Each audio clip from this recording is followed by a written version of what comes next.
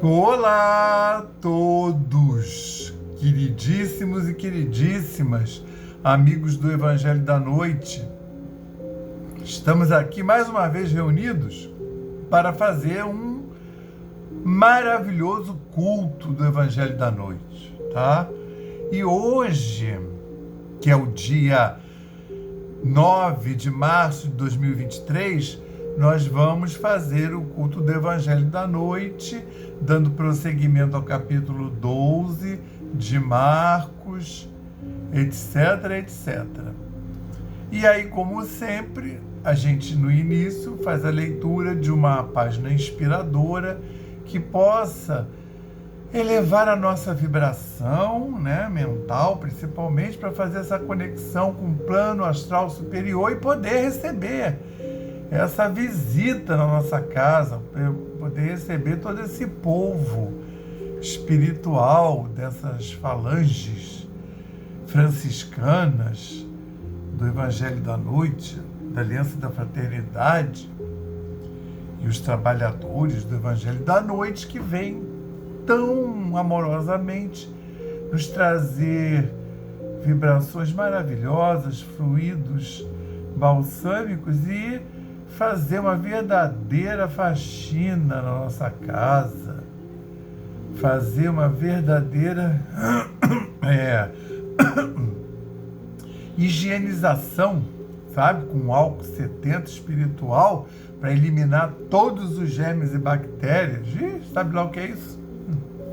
E aí, para iniciarmos, começarmos a fazer essa conexão, nós vamos prestar atenção numa lição do livro Pão Nosso, que é a lição 42, sempre vivos. Tá vendo?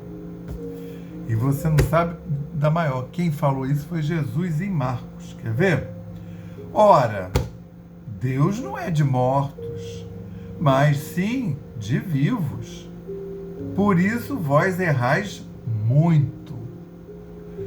Jesus em Marcos capítulo 12, versículo 27.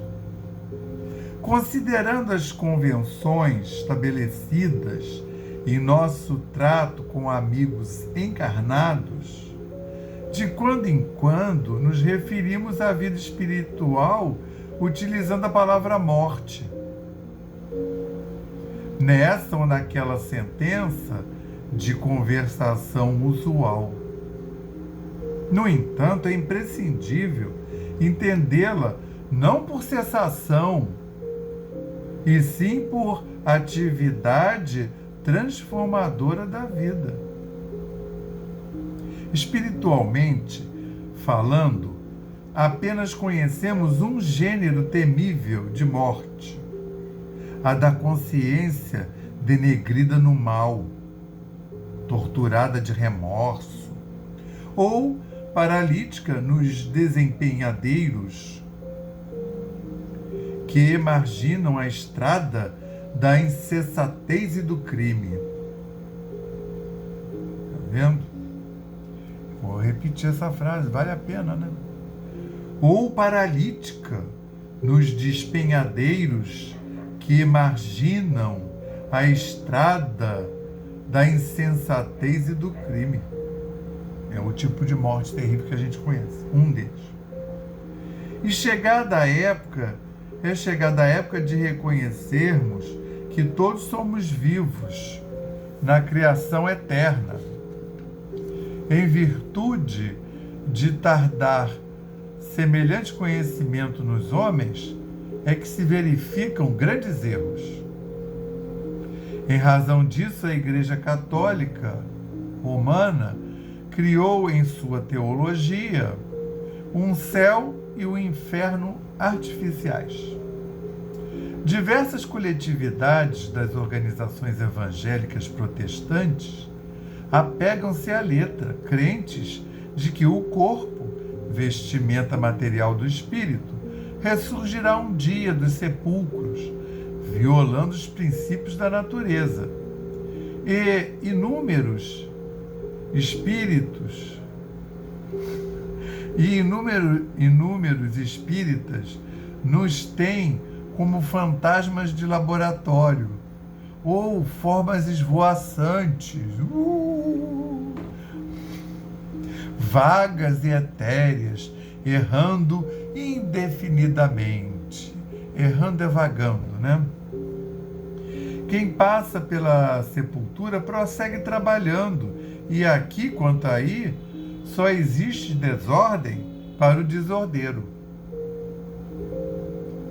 Na crosta da terra, ou além de seus círculos, permanecemos vivos invariavelmente. Não te esqueças, pois, de que os desencarnados não são magos, nem adivinhos. São irmãos que continuam na luta de aprimoramento. Encontramos a morte tão somente nos caminhos do mal, onde as sombras impedem a visão gloriosa da vida. Guardemos a lição do Evangelho e jamais esqueçamos que nosso Pai é Deus dos vivos e mortais. Graças a Deus.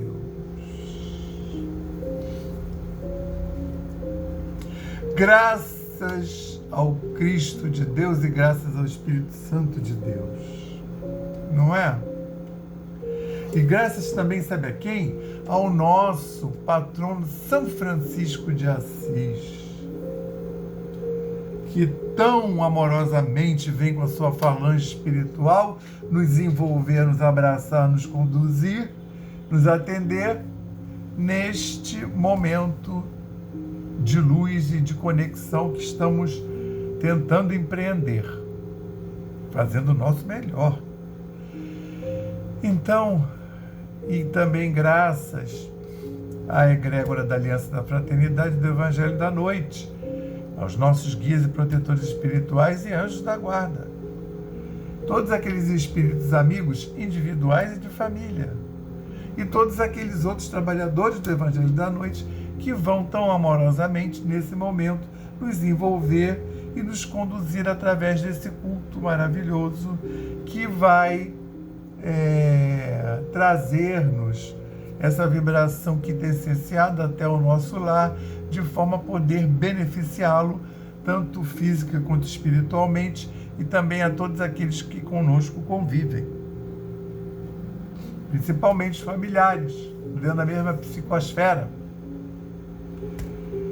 Então, todos nós teremos a oportunidade de nos reharmonizarmos e reenergizarmos através do contato com essa espiritualidade magnífica. Obrigado, Senhor.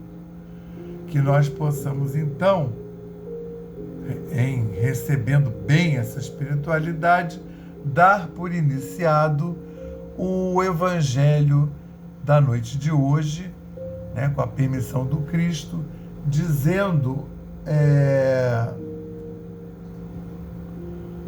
o lema da nossa casa, paz e fraternidade, e o lema de Francisco, paz e bem.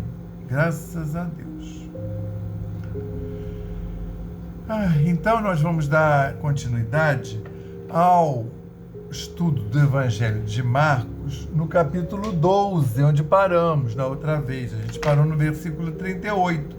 E aí, dessa vez agora, olha que coisa interessante, são só 3 versículos, o 38, o 39 e o 40, que o Pastorino deu o nome de condenação ao clero. E claro, como sempre, né, quando tem poucos versículos, o ensinamento é grande, tá? Deixa eu ver um negócio aqui que está acontecendo ali coisa interessante ali. É aqui um negócio técnico. E então, capítulo 12, versículos 38 a 40, condenação ao clero. Aí, você tem uma ideia, os 3 sinóticos relataram, né? O Mateus, Marcos e o Lucas. O Marcos e o Lucas gastaram 3 versículos, e o Mateus usou 12. e botou no início de um capítulo. E a gente vai ver por quê. Ele vai dar uma destrinchada na parte dos procederes desse clero aí que Jesus vai pontuar. Quer dizer, não é uma condenação veemente. Ele vai falar, chamar atenção para costumes do clero, para que os discípulos, para quem ele está falando, não venham a fazer o mesmo. Pontuar que ele está pregando uma outra coisa. Então, para você ter uma ideia, e no seu ensino dizia: cuidado com os escribas que gostam de andar com vestes compridas e das saudações nas praças, e das primeiras cadeiras nas sinagogas e dos primeiros lugares nos banquetes, e dilapidam as casas das viúvas e fazem, como desculpa, longas orações. Estes receberão maior condenação. Então ele está falando do costume dos escribas, dos fariseus, dos saduceus, dos sacerdotes, sumos sacerdotes da época, né? Pessoas ligadas ao templo. Mas você vê como é que o Mateus descreve. Então Jesus falou ao povo e aos discípulos, dizendo, aos discípulos e aos seguidores, porque eles estão vindo lá daquelas pegadinhas que essa gente toda da sinagoga que estava lá atrás de Jesus começou a fazer perguntas capciosas e com segundas intenções, no sentido de que ao responder Jesus fosse se comprometer, digamos assim, né, com Roma ou com a lei, né, com a sinagoga como representante dos costumes mosaicos, né, mas se comprometer com a Escritura, o Velho Testamento, a religião mosaica, porque aí seria uma maneira de enquadrá-lo. E o que Jesus vem fazendo, ele vem citando, mostrando que conhece todo o Velho Testamento, ele vem citando, dando um banho nessa gente, né? Porque ele também propõe questões que eles não sabem responder, como foi na vez passada, e ele vem dessa forma fazendo os sinais, mas é claro que eles não estão nem aí para isso, que eles estão mais querendo enquadrar o Cristo para pregar ele na cruz, para crucificar e se verem livres do Cristo. E aí no Mateus ele fala, então Jesus falou ao povo e aos discípulos, dizendo: nas cadeiras de Moisés sentaram-se os escribas e os fariseus. Tudo, pois, quanto vos disserem, fazei e observai, mas não façais segundo as suas obras, pois dizem e não fazem. Eles até pregam direitinho, mas na hora de fazer, eles fazem diferente. Amarram, aí vem essa parte que não tem ali no Marcos, mas que ajuda a destrinchar do que ele está falando. Amarram fardos pesados e insuportáveis e impõem sobre os ombros dos homens, mas eles não querem movê-los com os dedos deles. Fazem todas as obras deles, mas para serem vistos pelos homens. Alargam os filactérios.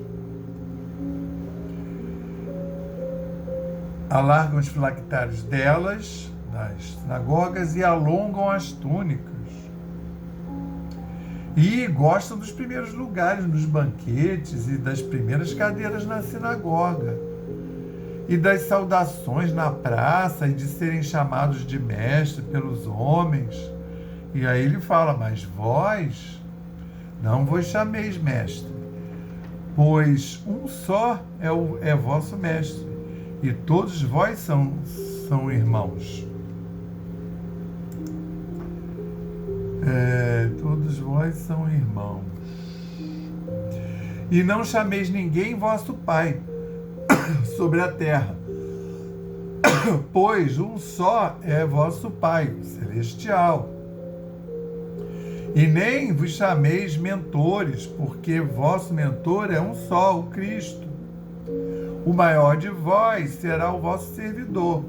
Quem se exalta será apequenado, e quem se apequenar será exaltado. E aí, o que ele está fazendo? Além de toda a mensagem nova, né, que a lei antiga dizia olho por olho, dente por dente, né? Era uma lei mais perto do homem da época. O que Jesus traz, então, muito revolucionário, é da outra face, a face da compreensão, a face do auxílio, da oração e de relevar, né?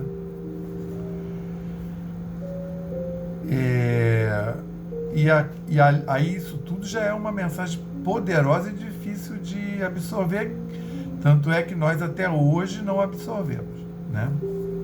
Ou não completamente. Mas aí ele acrescenta, ele vai falar dos fazeres dos modelos, que são os escribas e fariseus, né? Então, porque era muito difícil, isso aí está na mesma éon, mesma geração. Então ele está falando, a gente está ouvindo isso desde que a gente era pequeno, né? Principalmente quem nasce num país católico. Mas eles lá já estavam cascudos quando Cristo apareceu falando isso. Então não é uma coisa muito óbvia, nem muito fácil de fazer. Por isso que agora ele está falando, ó, eu estou trazendo uma nova maneira de ver a vida, um novo mandamento, uma boa nova, e uma nova religião, que depois vai ser, né? No momento não é ainda, né? Ele está só colocando os preceitos. Mas ele está falando, além disso, os fazeres, né? Não é só filosofia. Né? Então, para fazer isso, para me seguir, não é uma coisa completamente diferente disso que você tem visto aí nas sinagogas, que o povo joga para fora, né? O povo joga para o ambiente, para todo mundo ver que eles estão fazendo. E não, na verdade, na intencionalidade, nem sempre está acontecendo aquilo. E aí ele destrincha, né? Então a primeira coisa é: amarram fardos pesados, insuportáveis e impõem sobre os ombros dos homens. Ou seja, na verdade ele está até fazendo vaticínio, porque nesse momento não tem a igreja, né, o cristianismo. Eles não são chamados de cristãos, eles só vão ser chamados de cristãos depois que o Cristo morrer e que os apóstolos saírem para pregar e começarem a fundar as primeiras comunidades cristãs. Então não tem cristianismo. Nessa época que eu estou falando aí, que é décadas depois do Cristo morrer, ainda não vai ter igreja católica, vai ter o catolicismo. Entendeu? Vai ter o cristianismo, mas não vai ter igreja. E aí é a igreja, o que vai vir a ser a igreja católica, eles vão se arrumar através dos concílios e postular um monte de coisas lá pelo 4º século, tá? Ou seja, século, né, centenas de anos depois que o Cristo foi embora. Por isso que são muito importantes as cartas de Paulo e as cartas dos outros, de Timóteo, porque, na verdade, a primeira sistematização da teologia cristã está ali nas cartas de Paulo. Aquelas cartas ali são até bem mais profundas e complexas, algumas, do que os próprios evangelhos, tá? Que também foram escritos a posteriori, a maioria depois das cartas de Paulo, ou concomitantes. Então, quando eu falo século IV, é o ano 300, e esses concílios eu acho que é ano 380 ali, porque, como todo mundo sabe, quando começou o ano 1, o ano 2, o ano 10, o ano 20, o ano 50, todo mundo disse que era o século I, ninguém disse que era o século 0, até porque não tinha um século ainda, né? A gente não faz assim. Aí disseram, ele é o século I, que é o primeiro século que está correndo. Então, quando veio o ano 120, 130, aí era século II. Entendeu? Por isso que quando você fala o século, é sempre um a mais do que o número que está lá designando o ano. Então, por exemplo, 1920, 1970, é no século XX. É um a mais, né? Agora a gente está no ano 2023, é século XXI. Porque lá não teve o século zero, já começou em 1, por isso que fica assim. E aí a igreja vai produzir toda aquela ritualística, né? Toda aquela forma de se manifestar materialmente lá pelo século IV. Tá? Vai botar isso escrito no papel. Eles vão fazer para a maneira como interpreta os evangelhos, e aí aproveitam e criam toda essa ritualística que vocês conhecem, tá? Porque a única coisa que o Cristo mandou fazer para celebrar a memória dele é justamente é um ritual da transubstanciação, que é lembrar que a matéria está ali como o corpo dele e o vinho como sangue. Então essa que é só a Eucaristia. Na missa toda é só a Eucaristia. Na hora que o padre consagra a hóstia e o vinho. Que é para lembrar da transubstanciação, que é o quê? Para lembrar que o Cristo veio trazer essa mensagem de que o mundo verdadeiro não é o mundo material daqui, que a vida continua do outro lado, ele vai voltar para dizer que a vida continua, né? Então aquela história, nunca ninguém voltou para dizer como é que é do outro lado. Voltou assim. Você pode não acreditar no Cristo e não seguir, mas voltou, entendeu? Pelo menos para os cristãos. E os cristãos são todos aqueles que seguem Cristo. Quem pega os evangelhos em casa, lê, faz oração, é cristão. Quem crê em Cristo é cristão, tá? Não é só quem é católico, até porque tem católico ortodoxo, tem as linhas evangélicas, né? E, embora eu não entenda muito, que tem umas linhas neopentecostais que eles falam, aceita Cristo, nós somos cristãos. Aí toda hora que eu ponho lá na televisão, eles estão estudando o Velho Testamento, que é mosaicismo. Eles podiam até se unir com os judeus, porque eles só estudam o Velho Testamento. Eu não vejo eles estudando Cristo, raramente. Estou falando das neopentecostais, as seculares estudam. E aí, aqui, então, Cristo está querendo chamar atenção para isso, né? Porque quando a igreja vai se instituir, ela meio que copia uma estética, um fazer que já existia, né? Então, por exemplo, Cristo não deixou nada dizendo, tem que construir uma igreja com arcos góticos. É bom também se puser umas imagens. Até Cristo não ia falar isso, porque nem tinha imagem para colocar na época dele, né? Ele mesmo estava encarnado. Naquela época que ele estava pregando, só o José, o pai dele, que tinha morrido. E os avós, né? A Santana e o São Joaquim.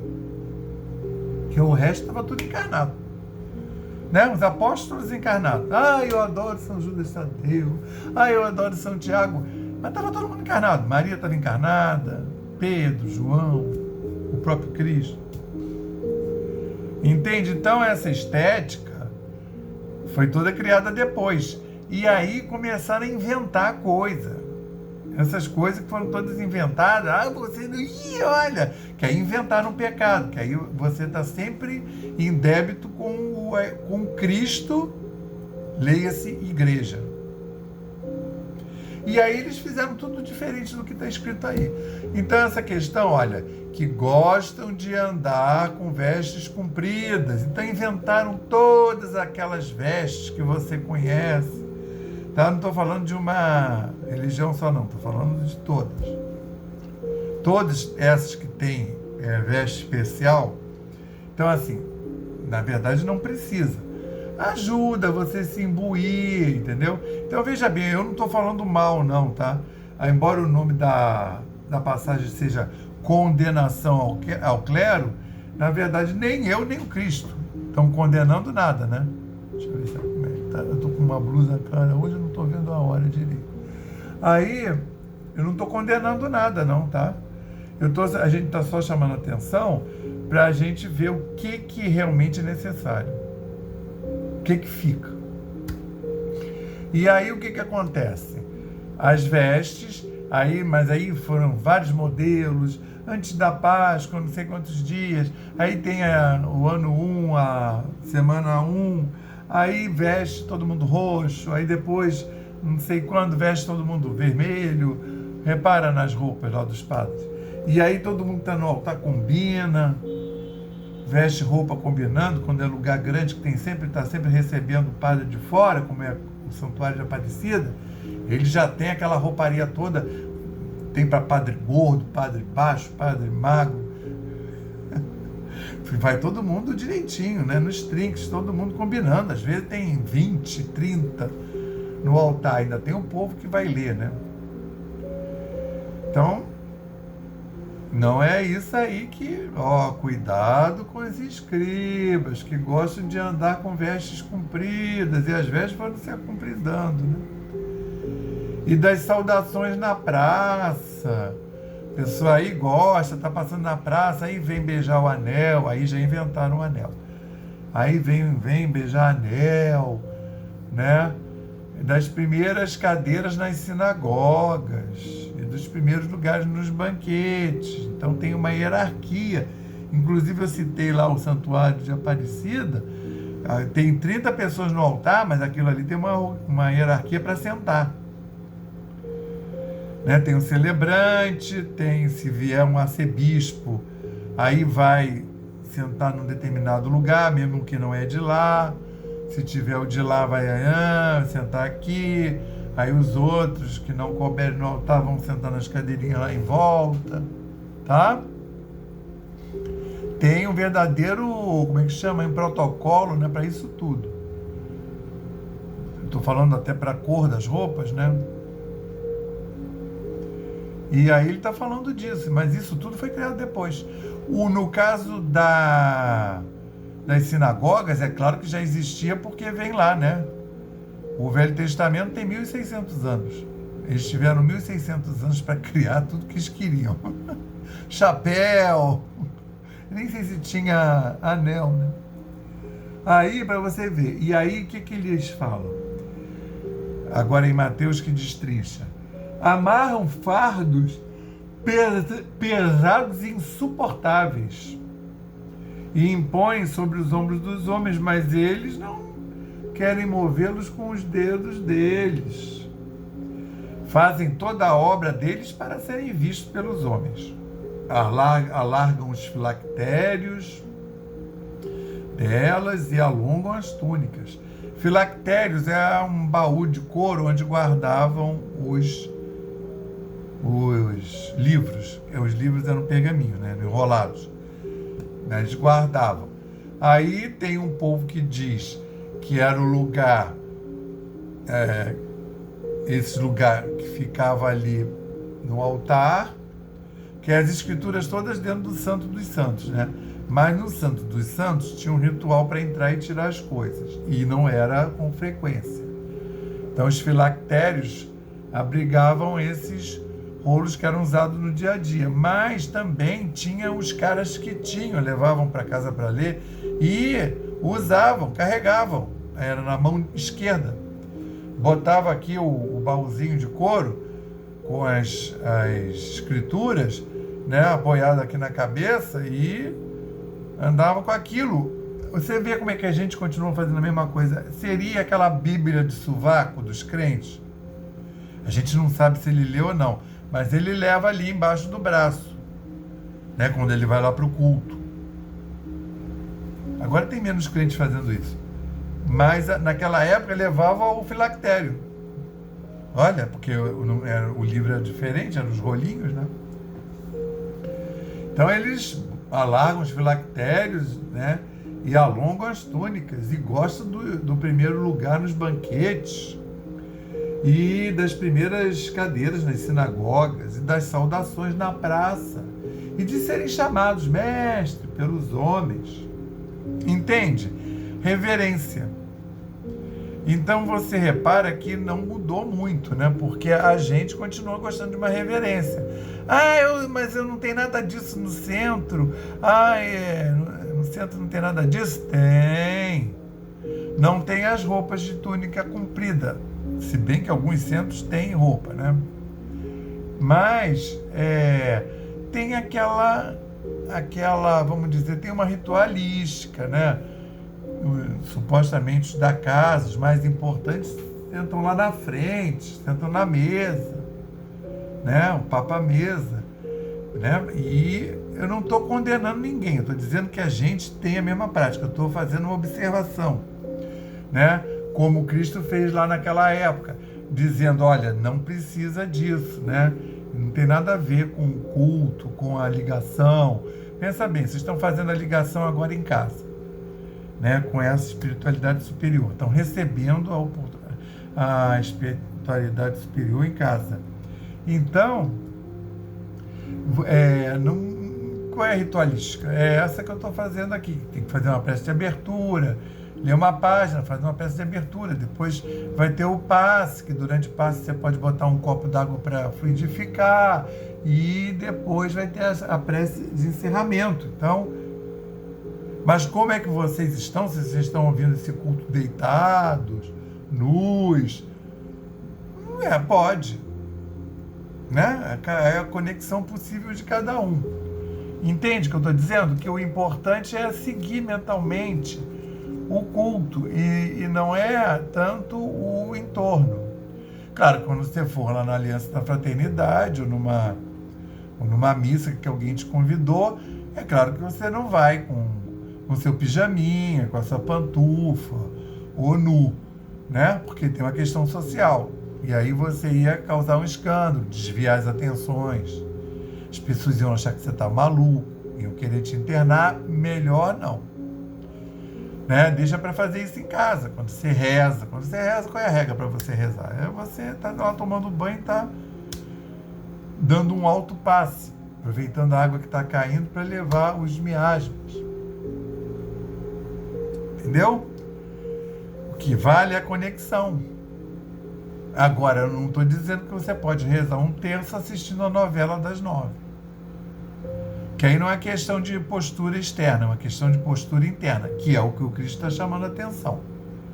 Né? O cara, nessa época, ele rezava, mas isso fora do clero, os fiéis também, quando ele queria dizer que ele cumpria os preceitos, primeiro que a maioria era externo mesmo, era só você ir lá fazer o gesto, né? Mas podia estar pensando em outra coisa. Os caras iam rezar na porta do templo, na hora do culto, de costa para o templo para fora, falando, não sei o que lá, falando lá a reza que for. Pai nosso que estás no céu, santificado seja o vosso nome. Entendeu? Ele está fazendo isso para a comunidade. Deus não está nem tomando conhecimento. E para piorar, quando era para dizer que eles estão sofrendo, que eles estão numa atitude compungida, que deveriam estar com a alma genuflexa, eles ainda sujavam o rosto com cinza. Tá vendo? Você acha que tem conexão aí? Difícil, poderia até ter, em alguns. Mas eu acho difícil, até porque você está com a preocupação quem está passando, se a sujeira está bem, se você está parecendo desgraçado. Entendeu? Para você ter uma ideia, e nas igrejas, aí, meu filho, o céu é o limite. Tinha varandinha, camarote para assistir às missas, né? Para não ficar junto com o povo, ficava ali em cima. Você tem uma igreja antiga, repara que tem uns camarotes, umas varandinhas. As primeiras filas dos bancos tem genuflexório. Tem uns que são dobráveis. Você pode levantar e colocar com almofadinha. Tá acolchoado. Porque ali são as primeiras, né, os beneméritos, os que contribuem para o templo, papa fina. Aí esse pessoal aí tem direito a genuflexório. Genuflexório é aquela trave que aí para a fileira de trás já era só a trave de madeira, e se você fosse indo lá para trás, depois nem tem. Quem quiser que se ajoelhe no chão. É o genuflexório, tá? Então, cada um tem o seu próprio genuflexório. Tem lugar, tem cadeira que... Repare que tem a cadeira lá no altar que tem o seu próprio genuflexório. O cara tá bem, né? Junto aos homens, a gente não sabe. A gente não sabe na espiritualidade. Que isso aí não tem nada a ver com nada, né? Isso tudo foi inventado depois. Você já viu Cristo falar de genuflexório? Quem tem que estar com a alma de joelhos fletida é a alma. Quem tem que estar em atitude de adoração, submissão, é a alma e não é o corpo. O corpo mostra para a galera, mas quem está valendo mesmo é a alma, né? Entenderam? Então vamos agora passar para o nosso passe fluídico terápico, nos colocando na posição mais confortável, para podermos receber essas vibrações vindas dos nossos anjos da guarda, guias e protetores. Elevemos mais uma vez os nossos pensamentos ao Pai e confiemos. Nós pedimos ao Cristo para que possam os nossos amigos espirituais, juntamente com os protetores de cada um aqui presente, realizar através deste passe fluídico terápico o tratamento particularizado de acordo com as necessidades que cada um apresenta. Que seja suavemente depositado em nosso corpo fluídico, mental e físico, o remédio advindo das camadas superiores da vida, tão bem preparados por corações amorosos para nos atender.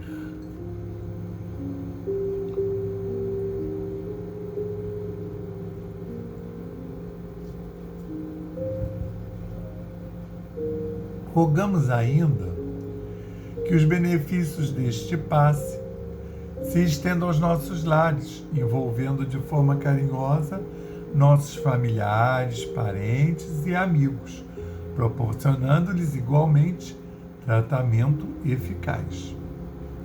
Intimamente pedimos forças para desenvolver em nós coragem, discernimento, paciência e bom ânimo em nossa lida diária, nos colocando agora na posição de receptores, abertos à boa influência do alto.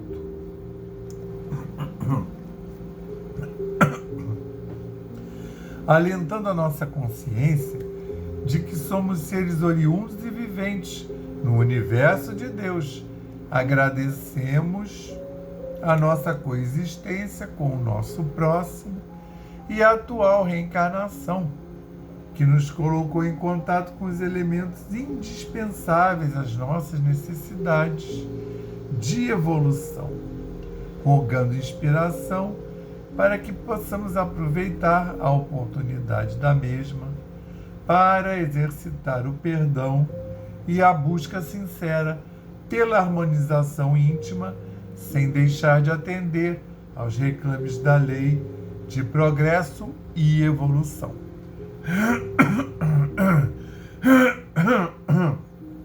Finalmente pedimos equilíbrio moral e emocional, inspiração nos padrões do Evangelho, para que possamos solucionar com os nossos esforços os problemas que nos envolvem. Resignação positiva sem estagnação. Compreensão para agir com amor, ação sem ser subserviente. Proteção, forças para manter a vigilância e disposição para realizar a nossa reforma maior. Graças a Deus. Graças a Deus. Graças ao Espírito Santo de Deus. Graças ao Cristo de Deus. Graças ao nosso patrono São Francisco de Assis e a sua falange espiritual, a egrégora da Aliança da Fraternidade do Evangelho da Noite, aos nossos guias e protetores espirituais, anjos da guarda, espíritos amigos e trabalhadores do Evangelho da Noite. Nós rogamos, Senhor, para que possamos ter recebido adequadamente essa equipe espiritual, de forma que eles possam ter realizado a reharmonização do nosso lar, a reenergização e a limpeza espiritual, tirando possíveis miasmas, transmutando vibrações que possam ser transmutadas, também, da mesma forma, beneficiando os nossos vários corpos, que são os nossos vários templos. Abençoa, Senhor, a todos nós e dá-nos a oportunidade de humildemente contribuir para a transição planetária, mandando um quanto de energia para a saúde do planeta Gaia, para a saúde dessa humanidade encarnada e desencarnada, uma vibração, um quanto de energia. E pedimos ainda o envolvimento de todos esses líderes espirituais, né, que estão atuando no planeta Terra encarnados, e também aos que fazem a atuação de forma desencarnada, que todos possam ser muito bem amparados, protegidos e conduzidos. Senhor Jesus, envolve a todos e envolve também, Senhor, a todos esses líderes materiais, Senhor. Esses, então, muita luz, paz e amor. Que eles possam, Senhor, ser bem amparados, envolvidos, inspirados, conduzidos, principalmente inspirados nas suas decisões. Jesus Cristo, dá-nos humanidade e sabedoria para poder lidarmos com esse tempo, com esses tempos difíceis. Nosso Senhor Jesus, vamos fazer 30 segundos de silêncio para podermos colocar as nossas intenções e demandas.